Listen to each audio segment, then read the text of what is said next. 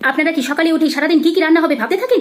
সেটা একটা সমস্যা না আপনাদের? আমার সেরকম করতে হয় না, আমার সেই সমস্যা নেই, আমার আছে মহা সমস্যা। আমার তো আগের দিন রাতে, পরের দিন সকালে কি চটজলদি খাওয়া হবে, সকালে দুপুরের মাঝে কি মুখরোচক খাওয়া হবে, দুপুরে কি পেট ভরে খাওয়া হবে, দুপুর থেকে সন্ধ্যার মধ্যে কি টুকিটাকি, সন্ধ্যায় কি চাকম চুকুম, সন্ধ্যা থেকে রাত্রির মধ্যে কি চটপটি, রাত্রে কি হালকা ফুলকা খাওয়া হবে, সব ঠিক করে রাখতে হয়। রান্নাঘরে সারাদিন দাঁড়িয়ে থাকতে থাকতে আমার পিঠ কোমর তো গেছে, এই রান্নাঘরের মেঝেটাও কেমন চাপে চাপে নিচের দিকে টাল খেয়ে বসে গেছে। আমাদের তো রান্না করতে কষ্ট, কিন্তু আমাদের থেকে কষ্ট আছে কারা? আমাদের দাঁত আর জিভেরা। যেই একটু রেস্ট নিতে যায় অমনি ওদের আবার চিবাতে আর নাড়াতে দিয়ে দেওয়া হয়। আমার তো শেষ পাতে খুব সমস্যা হয়, ঝালের পর মিষ্টি খেতে ইচ্ছে করে, মিষ্টির পর ঝাল খেতে, ঝালের পর মিষ্টি, মিষ্টির পর ঝাল। আপনাদেরও এমন হয়? খেয়ে মুখে ফের কিছু চালান করতে ইচ্ছে করে? এখন আবার রান্না আর খাওয়ার ভিডিও সোশ্যাল মিডিয়ায় জম্পেশ করে খেয়ে উঠে বাড়ির লোকগুলো জমিয়ে লোভনীয় রান্নার প্রণালী দেখতে বসে যাচ্ছে।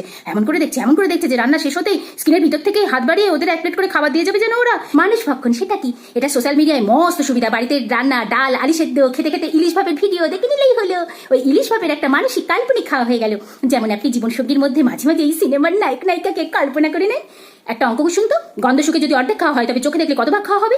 চশমা ও জীবের মধ্যে মিল কোথায়? চশমা দিয়ে চোখে দেখা যায়, জিভ দিয়ে চোখে দেখা যায়। পুরো মানব সমাজ 3 ভাগে বিভক্ত। 1 ভাগে রান্না করতে খুব ভালো লাগে, 1 ভাগে খেতে খুব ভালো লাগে, আর 1 ভাগে রান্না করতে তো ভালো লাগে না, শুধু রান্না নিয়ে রিল করতে, ট্রোল করতে, ভিডিও করতে, ব্লগ করতে, সারাদিন রকমারি রান্না দেখতে খুব ভালো লাগে। আমি ওই শেষ নম্বরে একদম পড়ি।